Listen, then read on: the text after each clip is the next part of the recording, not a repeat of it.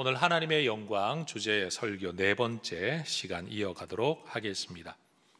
역사가들은 고려 말기의 유학자들 가운데 고려 왕조에 대한 충정을 지켰던 세 사람을 여말삼은, 호가 은자로 끝나는 사람들이라 고려 말의 세 사람의 은이라고 일컫습니다. 포은, 정몽주, 목은, 이색, 야은, 길재라는 사람들입니다. 특별히 길재라는 선생은 고려가 망하고 조선이 개국된 후에 두 왕조를 섬길 수 없다라는 이유로 관직을 떠나 낙향해서 살아가고 있었습니다. 조선 왕조가 한양을 수도로 정하고 궁궐이 한양으로 다 옮겨간 이후 이 길재 선생이 고려 왕조의 수도였던 개성을 방문한 적이 있다고 합니다.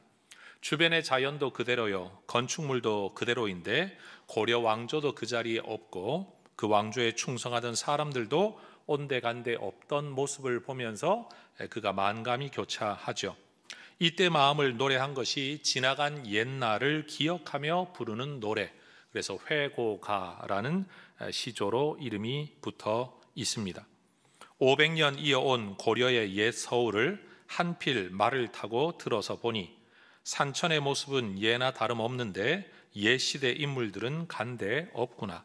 아, 고려에 태평했던 시절이 한낱 꿈처럼 아득하구나.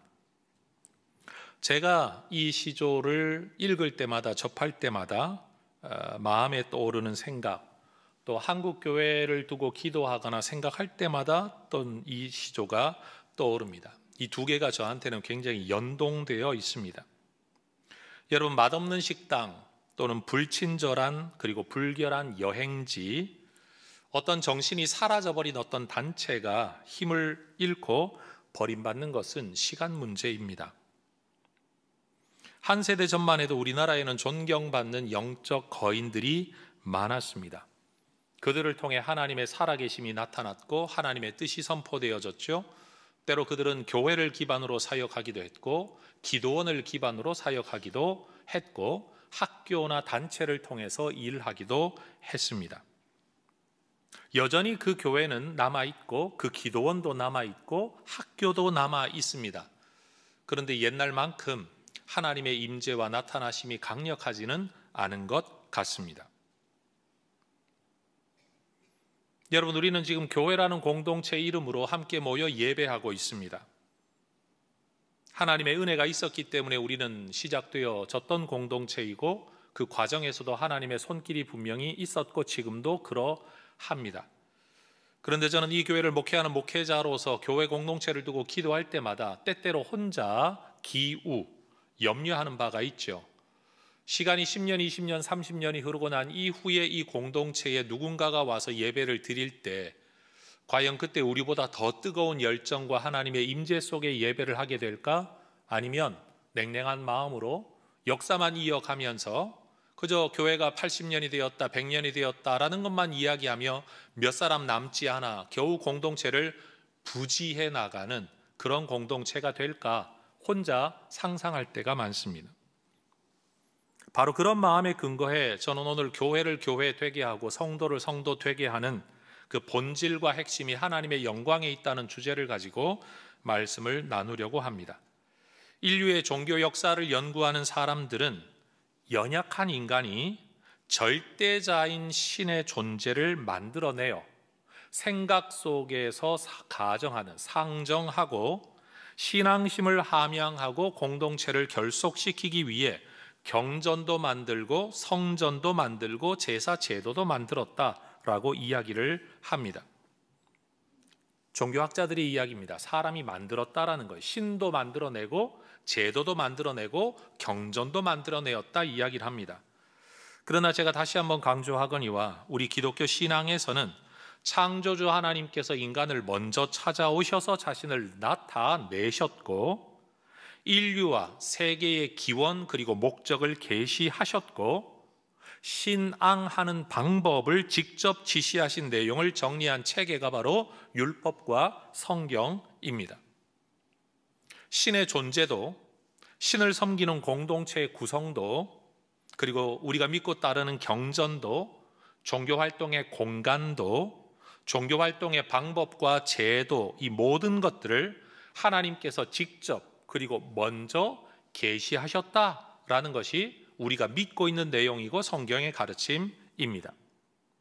이스라엘 백성들이 이집트에서 떠나 시내산 앞에 도착했을 때 하나님은 모세를 산 위로 불러 올리십니다.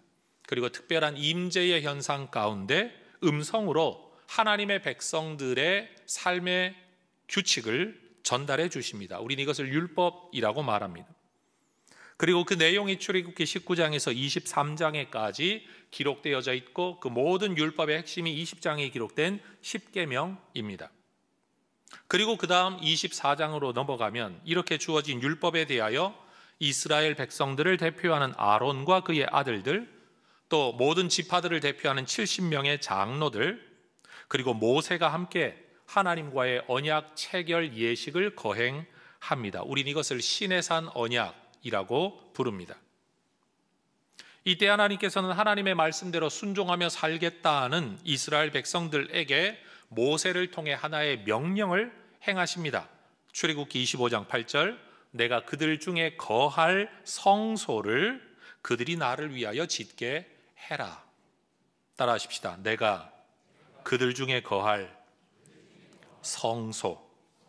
하나님의 이 말씀이 바로 성막과 성전의 기원입니다. 성막과 성전은 사람들의 필요, 종교적 필요와 목적 때문에 인간의 구상에 의해 만들어진 것이 아니라 하나님의 명령에 의해 만들어졌습니다. 하나님께서 직접 언급하신 성막의 목적은 하나님이 그들 중에 거할 처소였었습니다. 하나님께서 거하신다는 의미에서 거룩한 처소라 성소라고 부르는 겁니다. 그런데 우리는 여기서 궁금함을 가지게 되죠. 영적 존재이신 하나님께서 굳이 물리적 거주 장소가 필요하셨는가라는 겁니다. 영이신 하나님은 피조 영역인 시 공간을 초월하여 어디에나 거하실 수 있다는 걸 우리는 믿습니다.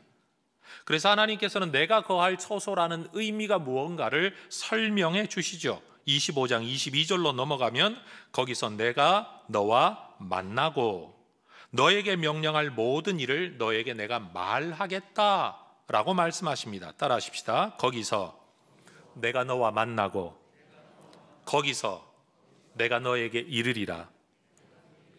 만나고 말하는 교제의 장소로서의 처소입니다.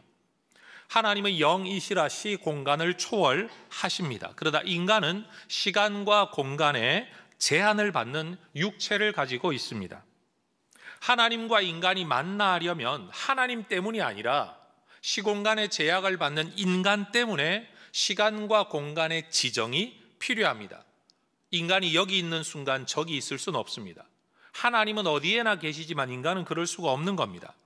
하나님께서 그들 중에 거하신다는 이 말씀은 육체를 가진 인간과 같은 삶을 위한 처소 개념이 아니라 이스라엘 백성과 하나님 사이에 약속된 만남의 장소의 의미를 가지고 있는 겁니다. 성막이 필요한 이유는 하나님의 존재적 필요 때문이 아니라 하나님과 사람의 만남의 필요 때문이었던 겁니다. 성소는 하나님이 거하시기 위해 필요한 게 아니라 하나님의 임재를 위해 필요했었다라는 말입니다. 만약 그곳에 하나님의 임재가 없다면, 그리고 하나님을 만나고자 하는 사람들의 믿음이 없다면 여러분, 성막은 하나의 천막일 뿐입니다. 그러나 하나님이 이스라엘 백성들 가운데 자신을 나타내시고 그리고 만나주시고 말씀해 주시기 때문에 이 텐트를 일컬어 거룩한 천막, 곧 성막이라고 부르는 겁니다. 오늘 우리가 읽었던 출애굽기 29장의 말씀 다시 한번 보시기 바랍니다. 내가 거기서 너희와 만나고 너에게 말하리라. 내가 거기서 이스라엘 자손을 만나리니 내 영광으로 말미암아 회막이 거룩하게 될지라.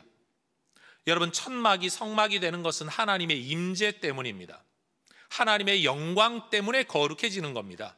천막 자체가 거룩한 게 아니라 그곳에 하나님의 임재가 있기 때문에 거룩하다라는 말입니다. 내 영광으로 말미암아, 내가 나를 나타내고 내가 거기 임함으로 말미암아 천막은 성막이 된다는 겁니다. 그리고 이 말씀이 실제인 것을 보여주시려고 이 약속의 장소가 하나님의 임재의 장소인 것을 보여주시고 알려주시려고 사람들이 느낄 수 있고 목격할 수 있는 감각 안에서 하나님께서 당신을 나타내십니다. 그게 바로 하나님의 영광의 개념을 정의했던 출애굽기 40장의 말씀, 바로 그 사건인 거죠. 같이 한번 읽어볼까요? 출애굽기 40장 34절과 35절입니다. 시작. 구름이 회막에 덮이고 여호와의 영광이 성막에 충만하매 모세가 회막에 들어갈 수 없었으니 이는 구름이 회막 위에 덮이고 여호와의 영광이 성막에 충만함이었다. 여러분, 하나님의 임재가 세상의 피조 세계에 존재하는 아무것도 아닌 것을 하나님의 거룩한 임재의 처소로 만듭니다. 여러분, 하나님의 영광이 천막을 성막으로 만듭니다. 우리가 성도인 이유는 내가 윤리적으로 거룩해서 거룩한 무리 성도가 아니고 하나님께서 당신을 나타내셨기 때문에, 하나님의 영광 때문에, 하나님이 우리에게 당신의 존재, 성품, 의지, 능력을 나타내셨다는 이유로 우리가 하나님의 거룩한 무리가 되었다는 사실을 잊지 말아야 됩니다. 신앙의 모든 개념이 인간에서 출발하는 게 아니라 하나님으로부터 출발한다. 우리의 존재 모든 가치가 나에게서 나오는 게 아니라 하나님으로부터 비롯된다는 것을 잊지 말아야 됩니다. 자, 여러분, 이제 시간이 흘러갑니다. 출애굽 이후에 40년의 시간이 흐르고 가나안 정복 전쟁 시작 때부터 마지막 사사였던 사무엘까지 약 360년의 시간이 또 흘러갑니다. 그리고 사울 왕이 40년을 통치합니다. 다윗이 왕이 되었습니다. 몇 년이 흘렀는지 알 수는 없지만 다윗이 통치하고 있던 어느 시점까지 시간이 흘러왔습니다. 여러분, 출애굽의 이동 기간에는 어쩔 수 없이 치고 걷는 텐트 형태의 성막이 있을 수밖에 없습니다. 왜냐하면 매번 이동해야만 되었기 때문입니다. 그러나 이제는 왕국을 이루고 수도를 정하고 정착하여 살아가고 있는 시대라면 누구라도 텐트보다는 빌딩으로서의 성막과 성전을 생각했을 법한데 다윗 때가 될 때까지 누구도 이 생각을 하지 않았습니다. 물론 하나님께서도 사람들에게 성전을 지으라고 명령하신 적은 없었습니다. 그런데 다윗이 자발적으로 성전에 대한 꿈을 꾸기 시작합니다. 선지자가 찾아와서 너는 이런 좋은 궁궐에 살면서 하나님이 천막에 있다는 게 말이 되냐라고 책망한 것도 아닙니다. 누군가가 다윗에게 묻기를 야, 이게 하나님의 뜻이냐? 라고 묻는다면 다윗은 대답할 말이 없었을 겁니다. 왜냐하면 하나님이 명령한 일이 아니었기 때문입니다. 다른 누가 이 일을 사명으로 부여한 게 아니라 그 자신이 소원으로 이 일을 받았을 뿐입니다. 내가 성전을 짓겠다 여기에 초점이 있는 게 아니라 하나님의 임재의 처소가 사람이 임재하는 곳보다 더 낡았다는 게 말이 되냐? 하나님에 대한 존중 때문에 그런 거죠. 내가 정말로 존경하고 나보다 귀하게 여기는 어떤 존재가 나보다 못한 집에, 나보다 못한 차를 타고 나보다 못한 환경에서 살아가는 것, 기분이 좋지 않아 하는 건 그 사람에 대한, 존재에 대한 공경심 때문에 나오는 마음일 겁니다. 다윗이 바로 지금 그런 마음을 갖고 있었던 거죠. 그러나 성전을 짓는 일은 아무에게나 허락된 일이 아니었습니다. 너는 피를 너무 많이 흘린 군인이라 성전 짓기에는 합당치 않다. 하나님이 다윗을 거절하십니다. 성경이 성전 건축자의 자격을 세세히 기록하고 있지는 않습니다. 그러나 하나님 편에서는 다윗은 적절한 사람이 아닌 것으로 말씀하십니다. 여러분, 우리가 살아가는 동안에 교회당을 건축하는 일이 허락된다면 그건 돈만 있으면 되는 일이 아니라 하나님의 특별한 허락이 있어야 된다, 자격이 있어야 된다, 하나님의 특권의 일이라는 사실을 여러분이 믿음으로 받아들이실 수 있기를 축복합니다. 그런데 여러분, 다윗은 자신에게 허락되지 않은 성전 건축을 포기하지 않습니다. 오히려 내가 못하면 내 자식이라도 일을 하기 위하여 모든 준비를 합니다. 역대상 22장 5절을 보면 내가 이제 그것을 위하여 준비하리라 마음을 먹고 다윗이 죽기 전에 이 일을 위하여 많이 준비했다라고 성경은 기록합니다. 그리고 아버지 다윗의 왕위를 이어받은 아들 솔로몬은 이 아버지의 유지를 받들어 성전을 건축합니다. 솔로몬은 성전을 건축하면서 이것은 하나님께서 거주하시는 리빙 플레이스로서의 집을 짓는 게 아니라 하나님께서 우리의 기도를 들으시고 만나주시는 만남의 장소, 미팅 플레이스로서의 성전이라는 사실을 분명히 인식하고 있었습니다. 솔로몬이 성전을 지으면서 목표했던 바는 하나님과의 만남이었습니다. 역대하역중 6장 20절이 그가 말하는 거 기도하는 것처럼 하나님 이름을 두시는 장소, 하나님을 만나는 장소, 주의 눈이 머무는 장소, 우리의 기도를 들으시는 장소로서의 성전을 꿈꾸었다라는 겁니다. 여러분, 이 세상에는 크고 멋지고 웅장하고 화려한 건물 많습니다. 그러나 세상에 아무리 많은 건물이 있다고 할지라도 여러분, 하나님께서 약속하시고 내가 그곳에 나타나겠다라고 말씀하지 않는다면 그것은 건물일 뿐입니다. 그러나 반면 아무리 허름하다고 할지라도 하나님께서 내가 거기에 나타나겠다라고 말씀하시면 그곳이 곧 성전이 되는 겁니다. 여러분, 하나님의 영광과 인간의 신앙과 믿음이 만날 때 거기가 성전이 됩니다.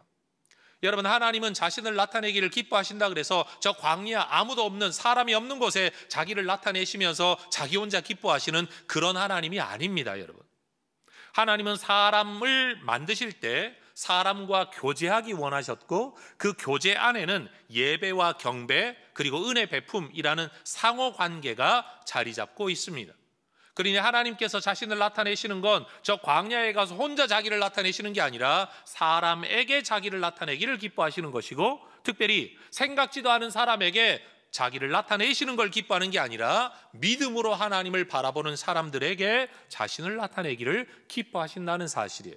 다시 말하건대 하나님의 영광, 나타내심의 영광, 우리의 믿음, 이 두 개가 만나는 자리가 바로 성전이라는 자리가 된다라는 겁니다. 하나님은 솔로몬의 기도를 들으시고 반응하십니다. 역대하 7장 12절을 보면 여호와께서 솔로몬에게 나타나사 그에게 이르시되 내가 이미 너의 기도를 듣고 이곳을 택하여 내게 제사하는 성전을 삼았다. 제사라고 말을 하니까 뭘 바치는 것만 생각하지만 여러분, 제사 자체가 하나님과의 만남이라고 말한다면 내가 너와 만나는 장소로 내가 삼았다 말씀하시는 겁니다. 따라 하십시다. 택하여 삼았으니. 한 번 더요. 택하여 삼았으니. 여러분, 택하여라는 말 속에는 모든 것이 성전이 될 수 없다는 뜻을 가지고 있습니다. 그리고 우리가 바친다고 다 되는 게 아니라 하나님이 받아주셨다면서 삼았다라는 말씀이 기록되어 있는 겁니다. 하나님의 은혜와 약속의 말씀이 없었다면, 그리고 그 약속의 말씀을 믿는 믿음이 없었다면, 다윗의 꿈과 헌신이 없었다면, 솔로몬의 순종이 없었다면 성전은 존재할 수가 없습니다. 여러분, 성전은 인간이 지은 건물이 성전이 아니라 하나님이 받아주신 건물이 성전입니다. 다시 말합니다. 인간이 지어 바친 건물이 성전이 아니라 하나님이 받아주신 건물이 성전입니다. 인간이 자기 뜻대로 건물을 짓고 성전이라고 명패를 붙인다고 해서 성전이 되는 게 아닙니다. 하나님이 택하시고 삼아주셔야만 성전이 되는 겁니다. 하나님만 예배하고 하나님께만 기도하고 하나님의 약속이 머물 때 비로소 건물이 성전이 되는 겁니다. 천막이 성막이 되듯이 건물이 성전이 되는 것, 오로지 하나님의 영광과 믿음 만날 때입니다. 여러분, 하나님께서 모세 성막을 택하시고 그 지정하신 만남의 장소로 인증해 주셨던 것, 조금 전에 읽었던 출애굽기 40장의 말씀과 같은 하나님의 영광의 사건이었습니다. approval, 하나님께서 인증해 주셨다는 거예요. 이 천막을 내가 만나는 성막으로 삼겠다고 하나님의 인증 사건, 도장 찍어주시는 사건이 하나님의 영광의 사건이었던 것처럼 하나님은 솔로몬의 성전에도 동일한 인증 사건, 자신을 나타내시는 영광의 사건을 보여주십니다. 역대하 7장 1절과 2절을 한번 보십시오. 솔로몬이 기도를 마침에 불이 하늘에서부터 내려와서 그 번제물과 제물들을 사르고 여호와의 영광이 그 성전에 가득하니 여호와의 영광이 여호와의 전에 가득하므로 제사장들이 여호와의 전으로 능히 들어가지 못하였다. 여러분, 천막이 성막 될 때의 그 사건을 빌딩이 성전 되게 하시기 위하여 하나님은 동일한 사건을 행하십니다. 그리고 이 사건은 열왕기 8장에도 동일하게 기록되어져 있습니다. 열왕기상 8장 10절과 11절 함께 읽어보겠습니다. 제사장이 성소에서 나올 때에 구름이 여호와의 성전에 가득하매 제사장이 그 구름으로 말미암아 능히 서서 섬기지 못하였으니 이는 여호와의 영광이 여호와의 성전에 가득함이었더라.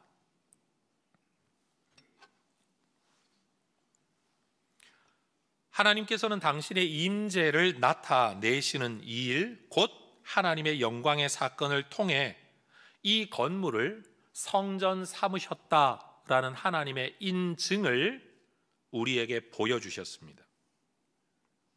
하나님의 이 자기 현현, 자기를 나타내시는 사건, 곧 하나님의 영광의 사건으로 인해 사람들은 이 건물이 그냥 왕이 지은 평범한 건물, 왕궁과 같은 건물 정도가 아니라 하나님의 성전이라는 것을 알게 됩니다. 이어지는 역대하 7장 3절, 이스라엘 모든 자손은 불이 내리는 것과 여호와의 영광이 성전 위에 있는 것을 보고 돌을 깐 땅에 엎드려 경배하며 여호와께 감사하여 이르되 선하시도다, 그의 인자하심이 영원하도다. 앞으로 별도의 한 주제로 살펴보게 되겠지만 하나님의 영광만이 우리를 하나님 앞에 온전하게 예배하게 합니다. 예배가 예배되는 것은 예배의 형식이나 내용이나 시간이나 장소에 달려있는 게 아니라 하나님의 영광 앞에서의 인간의 온전한 반응이 바로 예배입니다. 지금 하나님께서는 솔로몬의 봉헌 기도 앞에 하나님을 나타내십니다. 사람들은 그래서 이 성전이 하나님의 성전이다, 하나님이 받아주신 성전이라는 것을 알게 되었을 뿐만 아니라 그 앞에서 하나님 앞에 예배합니다. 이 건물은 솔로몬이 지은 겁니다. 그러나 인적 기원을 가진 건물이 아니라 이제는 신적 기원을 가진 건물로 사람들이 인정하게 된 건 뭐냐? 하나님의 영광인 겁니다. 사람은 다 똑같습니다. 그러나 여러분 그거 아십니까? 하나님께서 쓰시겠다고 작정하시고 그 사람을 통해 하나님을 나타내시는 순간 우리는 그 사람이 평범한 사람이 아니라 하나님이 쓰시는 사람, 선택받은 사람이라는 것을 알게 되고 그 사람을 많은 사람 중에 한 사람으로 취급하는 게 아니라 하나님의 영광의 사람, 하나님의 사람으로, 신적 기원을 가진 사람으로 인정하게 되는 거죠. 뭐가요? 하나님의 영광이에요. 이제는 이 건물이 하나님과 인간의 만남의 장소, 예배의 장소, 우리 기도를 들으시는 장소, 하나님과 언약의 장소가 되었습니다. 그래서 하나님은 내가 이 장소를, 나는 장소에 매이지 않는 존재이지만 너희들 때문에 이 장소에 특별한 관심을 가지겠다고 약속하십니다. 역대하 7장 16절, 이는 내가 이미 이 성전을 택하고 거룩하게 하여 내 이름을 여기에 영원히 있게 하였음이라. 내 눈과 내 마음이 항상 여기에 있으리라. 다시 말합니다. 하나님은 시간과 공간을 초월하는 분이십니다. 그런데 사람은 그럴 수가 없습니다. 사람에게 하나님께서 당신을 나타내시려면 시간을 넘어서서, 공간을 넘어서서 나타내셔도 인간은 그것을 목격할 수가 없습니다. 경험할 수가 없습니다. 하나님의 영광이 될 수가 없습니다. 하늘이 하늘의 영광을 선포하고 있어도 우리는 지금 그 소리를 듣지를 못합니다. 인간의 한계 때문에. 하나님이 말씀하지 않아서가 아니라 우리가 알아듣지 못하기 때문에. 그래서 하나님이 자신을 나타내시는 겁니다. 시간 안에, 공간 안에. 우린 이것을 지금 여기에 라고 말합니다. 지금 여기에 함께 하시는 하나님을 우리는 임마누엘이라는 이름으로 부릅니다. 지금 여기에 우리와 함께 하시는 하나님, 임마누엘 하나님. 여러분, 성전 사건은 바로 이러한 하나님의 역사 패턴을 그대로 우리에게 보여줍니다. 성전은 하나님께서 자신을 인간 가운데 나타내시고 만나 주시겠다는 약속의 처소였습니다. 그리고 그 만남의 방법이 하나님의 영광이었습니다. 하나님께서 이 장소를 택하셨기 때문에, 그리고 삼으셨기 때문에 이제는 하나님께서도 스스로 이 장소에 매이십니다. 자기 제한입니다. 세상에 수많은 남자와 여자가 있지만 내가 이 한 사람을 사랑함으로 평생 함께하겠다, 동행하겠다, 내 기쁨을 저와 나누고 저의 슬픔을 나와 나누겠다, 내 삶이 저 사람의 영향을 받겠다라는 자기 제한의 결정이 결혼의 서약 아니겠습니까? 여러분, 우리 하나님께서도 우리에게 자기 자신을 맞춥니다. 마치 어른이 무릎을 꿇고 아이와 눈높이를 맞추며 대화를 나누는 것처럼 우리 하나님께서 시간과 공간 안에 무릎을 꿇고 들어오셔서 자기 제한으로 스스로 얽매이십니다. 그게 바로 성전입니다. 그러나 여러분, 빌딩이 성전 되었다라고 해서 이 성전이 영원토록 성전인 건 아닙니다. 왜냐하면 빌딩 자체가 성전이 아니기 때문입니다. 내 영광으로 말미암아 천막이 성막되고 빌딩이 성전된 것처럼, 만약 거기에서 하나님의 영광이 거두어진다면 성전은 더 이상 성전일 수 없습니다. 그리고 하나님의 영광에 대한, 하나님에 대한 믿음이 없이 우리가 이 건물을 대한다면 이 건물은 여전히 우리에게도 성전이 되어질 수가 없습니다. 성전은 하나님의 영광과 인간의 믿음이 만나는 자리, 이 두 개가 함께 있을 때만 비로소 효력 있는 자리입니다. 성전을 향한 사람들의 마음과 태도, 신앙과 헌신이 없다면 성전은 건물일 뿐입니다. 만약 하나님을 향한 우리의 믿음이 상실되고 그리고 하나님의 영광이 거두어진다면 성전은 언제든지 버려지고 파괴되어질 수 있는 평범한 건물일 뿐입니다. 역대하 7장 19절과 20절에서 하나님은 솔로몬에게 분명히 시작하는 시점부터 말씀하셨습니다. 너희가 만약 믿음을 버려버리고 내 영광이 이곳을 떠나간다면 이 성전을 내 앞에서 버려버리겠다. 여러분, 버림받을 수 있다는 사실 잊지 말아야 됩니다. 여러분, 건물이 아니라 믿음이 중요합니다. 건물이 아니라 하나님을 붙들어야 됩니다. 건물이 거룩한 게 아니라 하나님의 임재가 건물을 거룩하게 하는 겁니다. 건물이 거룩한 게 아니라 여러분, 이곳에 하나님을 만나기 위해 나오는 우리의 믿음이 이 건물을 거룩하게 하는 겁니다.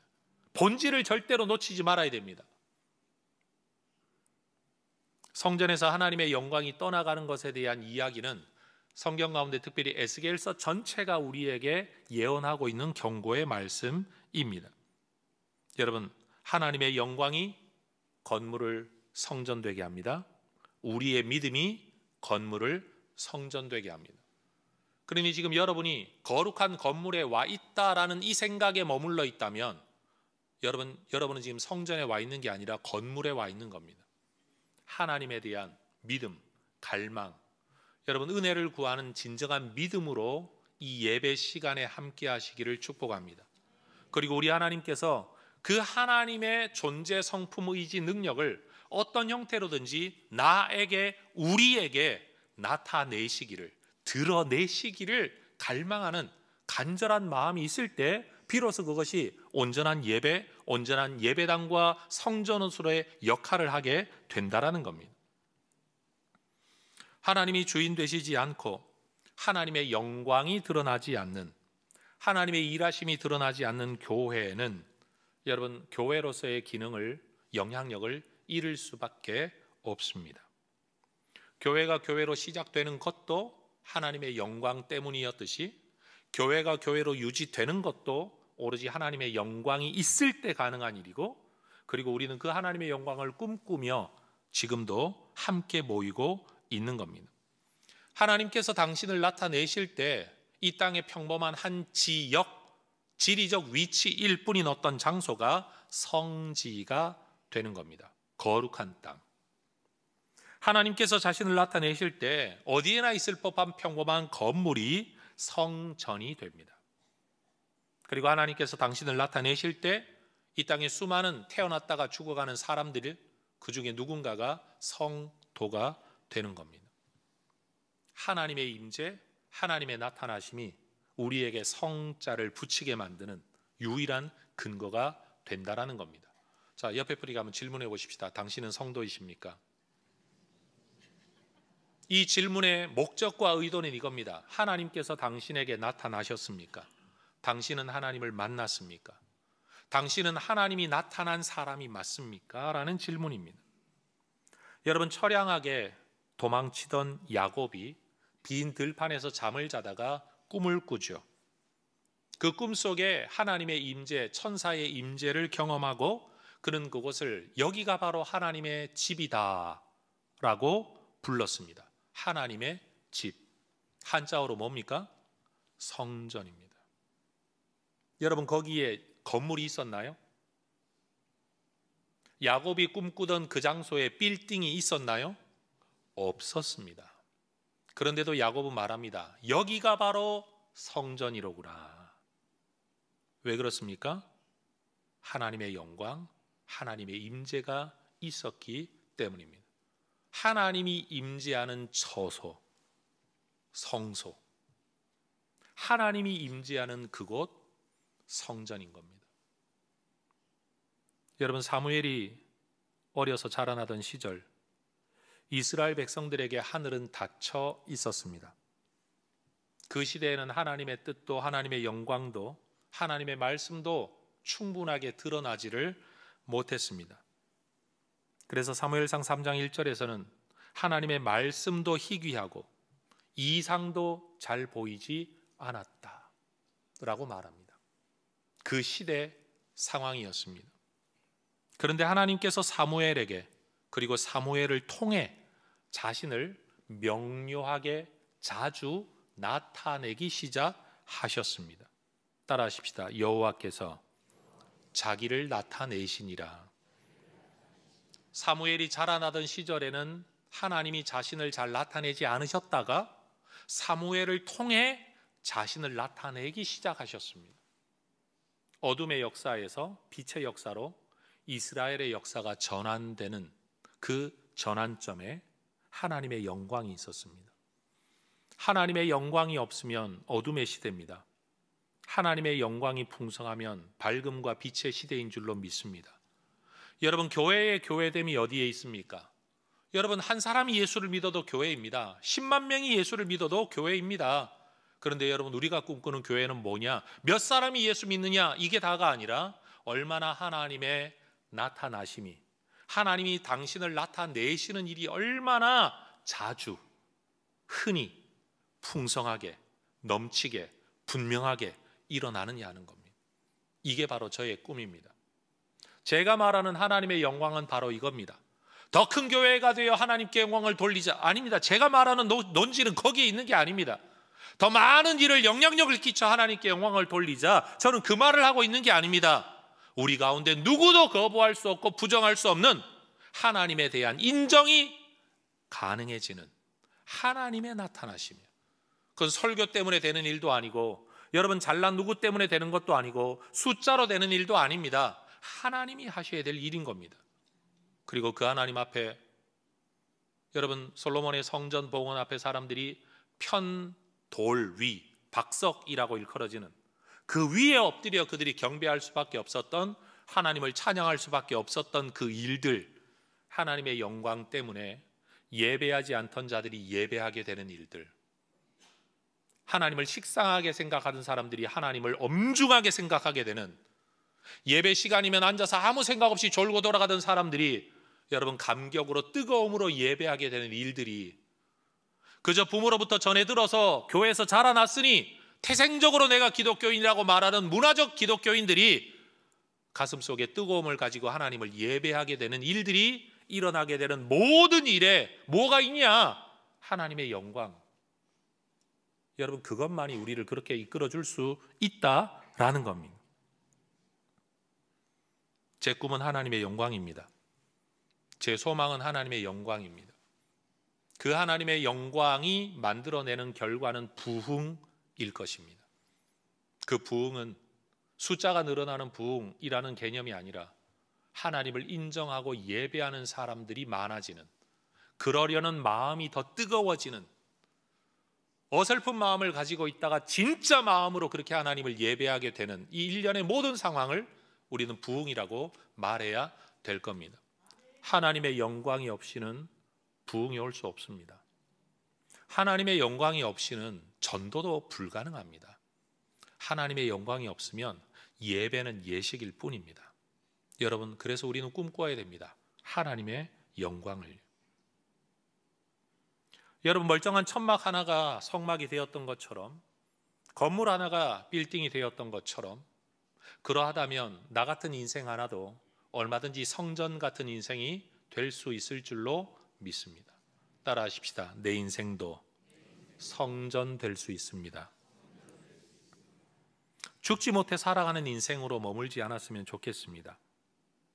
하나님의 이야기로 충만한 인생 되시기를 축복합니다.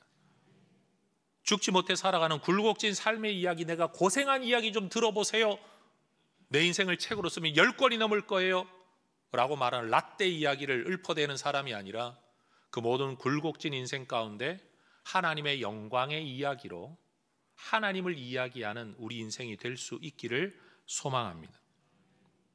내 인생 외롭다고만 말하지 아니하고 그 외로움 속에 함께 하신 하나님, 어려웠다고만 말하지 않고 죽을 뻔했다고 말하지 않고 그 속에 함께 하셨던 하나님의 이야기로 여러분, 우리 모두가 사도행전의 사람들이 되실 수 있기를 축복합니다. 여러분, 시간은 흘러가고 있습니다. 지금껏 나름대로 잘 살아왔던 삶, 시간이 흘러가면서 잘 마무리 지으면 그것도 복입니다. 그러나 여러분, 저는 우리 모두가 하나님의 영광을 꿈꿀 수 있으면 좋겠습니다. 우리 권사님들 한번 대답해 보셔요. 하나님은 젊은 사람들한테는 나타내기를 좋아하시고 나이 든 사람한테는 나타내기 싫어하실까요? 아니겠죠. 그렇습니다. 나이하고는 상관없는 겁니다. 그럼 하나님은 목사님한테는 나타내기를 좋아하시고 초신자한테는 나타내기를 싫어하실까요? 그것도 아닙니다. 누구나 꿈꿀 수 있고 꿈꾸어야 할 우리 모두의 소망, 하나님은 그 일을 기뻐하십니다. 하나님은 그 일을 좋아하십니다. 하나님은 우리를 성전 삼으시기를 기뻐하시고 기다리고 계십니다. 하나님이 사무엘을 성전 삼으셨죠. 하나님이 야곱을 성전 삼지 않으셨습니까? 야곱은 여기가 하나님의 집이라고 말을 했지만 하나님은 그 땅에 자신을 나타낸 게 아니라 야곱에게 자신을 나타내신 겁니다. 그러니 여러분, 진짜로 불러야 할 노래는 여기가 하나님의 집이다가 아니라 하나님이 나를 찾아오셨구나, 하나님이 나를 성전 삼으셨구나, 이렇게 노래해야 진짜 맞는 깨달음인 겁니다. 여러분, 그냥 은혜 받을 정도만 꿈꾸는 성도 되지 마시기를 축복합니다. 여러분, 마음에 감동 조금만 있어도 은혜 받았다고 하는데 여러분, 그 정도 은혜 받는 게 하나님이 우리한테 줄 선물의 전부가 아닙니다.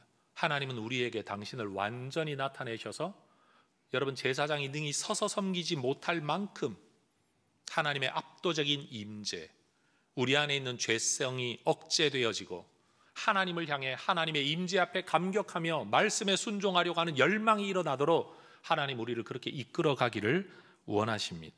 여러분이 가지고 있는 시간, 재물, 무엇 위에 쓰시겠습니까? 남아있는 인생의 시간이 얼마나 되실런지 모르겠지만 뭘 바라보며 사시겠습니까? 저는 우리 모두의 꿈이 하나님의 영광이 될 수 있기를 소망합니다. 직업, 직장 생활하면서 뭘 바라보십니까? 진급? 여러분, 60 다 되어서도 진급하실 수 있습니까? 그럼 이제 은퇴만 남아있을 텐데 여러분, 도대체 뭘 꿈꾸며 인생을 살아갈 겁니까? 내가 살아가는 모든 시간 속에서, 자리 속에서 하나님, 지금 여기 임마누엘, 하나님의 영광, 그것을 보는 기쁨, 그것을 추구하는 삶의 방향성, 그래서 내 삶이 성전이 되고 내 삶이 성막이 되고 내 삶이 곧 주님과 동행하는 임마누엘의 삶이 되는 것, 여러분, 이것이 우리가 꿈꾸어야 할 일인 겁니다. 거룩한 어느 처소 하나 쫓아다니지 말고 여러분, 우리가 있는 그곳이 하나님의 임재의 자리가 될 수 있기를 축복합니다. 해성교회의 꿈은 무엇이라고요? 하나님의 영광입니다. 저의 꿈은 하나님의 영광이고 해성교회의 꿈이 하나님의 영광이고 저는 이 시대를 두고 기도하는 기도는 늘 하나님의 영광입니다. 하나님의 영광. 엘리 시대에 그 암울했던, 말씀이 희귀하고 이상이 흔히 보이지 않았던 그 시대와 같이 오늘날 큰 교회도 많고 설교 잘한다는 목사도 많고 기독교가 세상에 기여한다는 좋은 일도 신문에는 많이 나오는데 하나님께서 직접 나타나신 일이라고 말할 만한 사건들은 우리 시대에는 그리 흔치 않은 것 같아요. 그래서 저는 마치 내가 살아가고 있는 이 시대가 회고가를 불렀던 길재 선생처럼 여러분, 저는 마치 지금 이 시대가 엘리 시대를 살아가는 것 같아요. 그래서 저 자신에 대한 답답함, 저 자신에 대한 한탄스러움이 참 많습니다. 기도를 하면 할수록 마음이 어두워져요. 이런 내 처지에 대하여. 그래서 소망을 품게 되죠. 그 어두움 속에서 내 희망은 뭐냐? 오로지 하나님의 영광밖에 없다. 그거 외에는 우리가 부를 노래가 없고 꿈꿔야 될 꿈이 없다. 이것이 제가 여러분과 나누고 싶은 제 마음의 소원인 겁니다. 성도 여러분, 우리 혜성교회가 누가 보더라도 하나님이 나타나시는 하나님의 임재의 처소, 성전, 그게 광야 같을지라도 여러분, 돌베개 뱉던 그곳이 성전 하나님 집이라고 일컬어질 수 있는 그곳, 천막이라고 한다면 성막이 되고 빌딩이라고 한다면 성전이 될 수 있는 바로 그곳, 여러분, 우리 공동체가 그렇게 되기를, 이 처소가 그렇게 되기를 주의 이름으로 축원합니다. 기도하겠습니다.